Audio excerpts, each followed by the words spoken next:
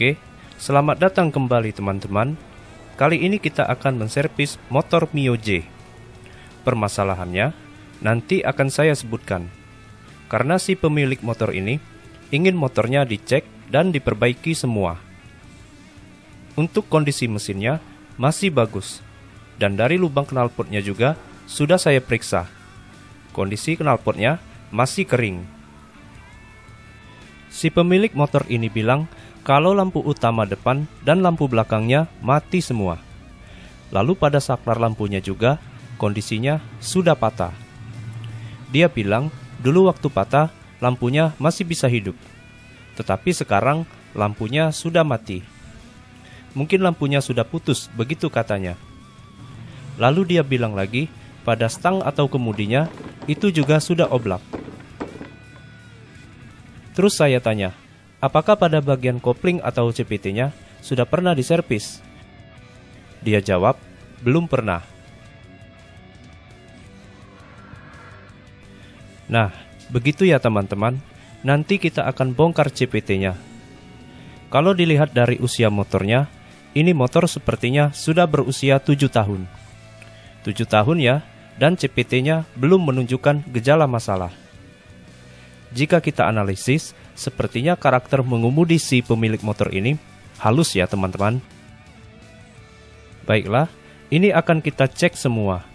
Mana yang bermasalah akan kita perbaiki, dan mana yang sudah aus atau sudah rusak akan kita ganti. Sekarang kita bongkar dulu semua bodi motor ini.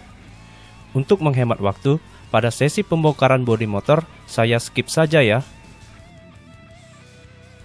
Baiklah, sudah dibongkar bodinya. Kita cek dulu. Kita lihat dari perkabelannya. Oke, kita lihat soket-soketnya.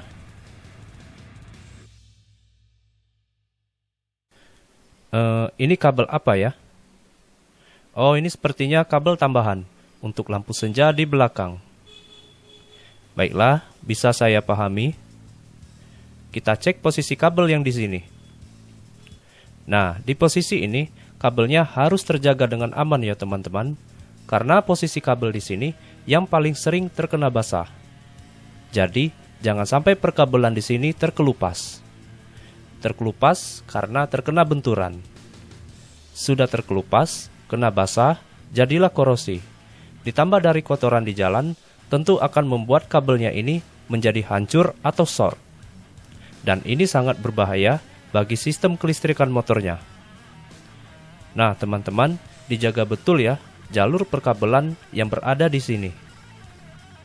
Untuk kabel motor ini masih aman ya, masih utuh dan tidak ada yang terkelupas. Oke, ini kabel lampu senja belakang tadi ya. Jadi sama si pemasang, dia ngambil arusnya dari lampu senja di depan. Nah, di sini dia ngambil arusnya ya. Kalau dilihat, ini nggak apa-apa, it's okay. Ini soket kunci kontak. Masih utuh ya, kondisinya masih bagus. Dan ini perkabelan saklar, speedometer. Ini pada kabel remnya kayaknya korosi ya. Oh enggak, ini cuma sekedar kotor saja. Nanti akan kita bersihkan. Kita lihat kondisi minyak rem. Masih bagus ya, minyaknya masih ada dan terlihat masih bening.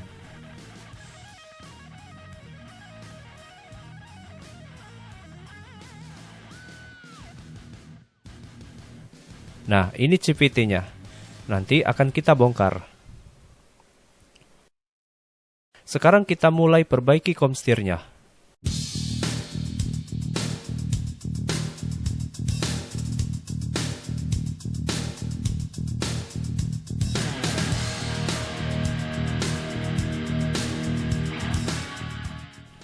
Untuk stang kemudinya, ini sudah lurus ya. Jadi, kita akan perbaiki oblaknya saja.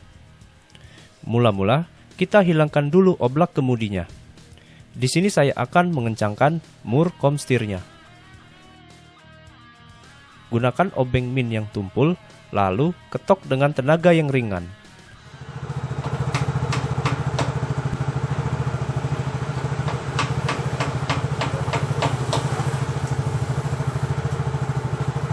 Jika dirasa sudah cukup, cek goncangan kemudinya.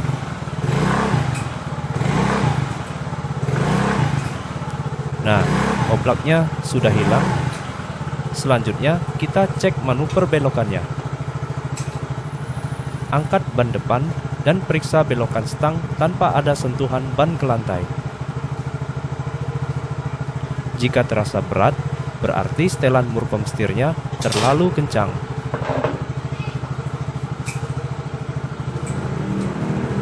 Kita kendorkan sedikit sampai belokan stangnya terasa ringan.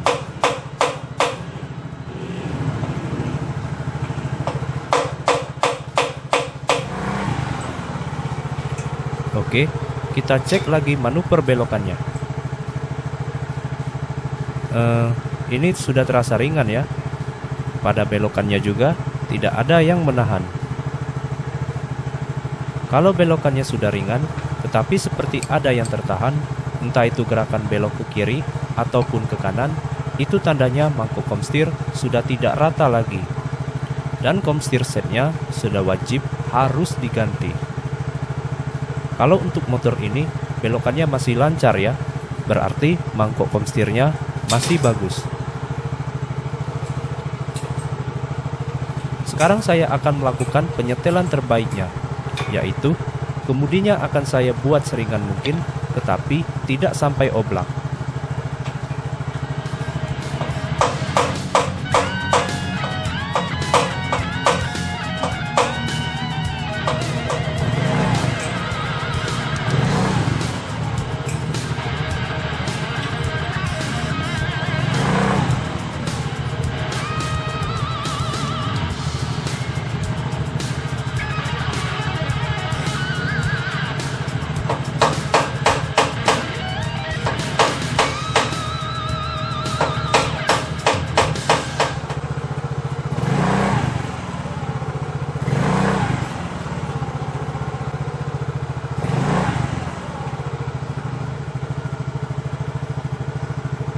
Kita bisa menyetelnya dengan menggunakan kunci komstir.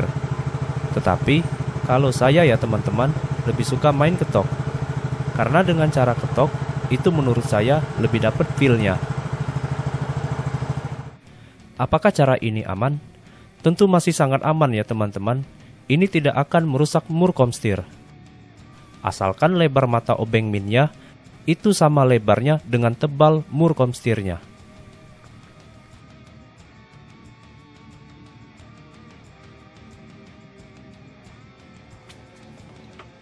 Oke, ini sudah sip ya, sudah bagus. Saatnya kita melihat area throttle body, injeksi, dan perkabelannya. Ini bagasinya sudah saya buka.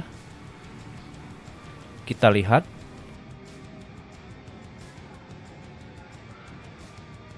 Ini nanti kita akan bersihkan semua. Untuk selang-selangnya masih bagus. Belum ada retakan ataupun yang robek. Oke, ini jalur pengapian busi. Masih bagus.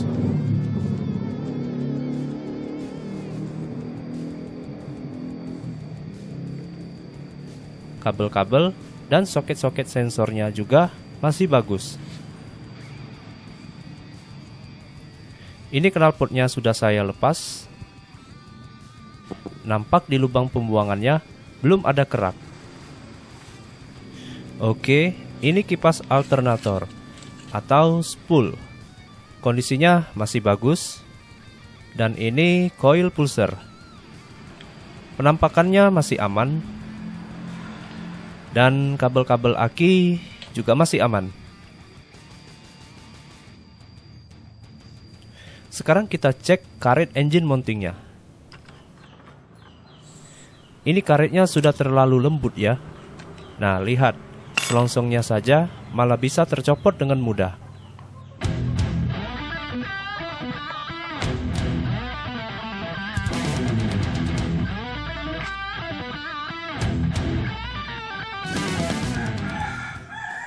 Ini bagusnya kita ganti saja.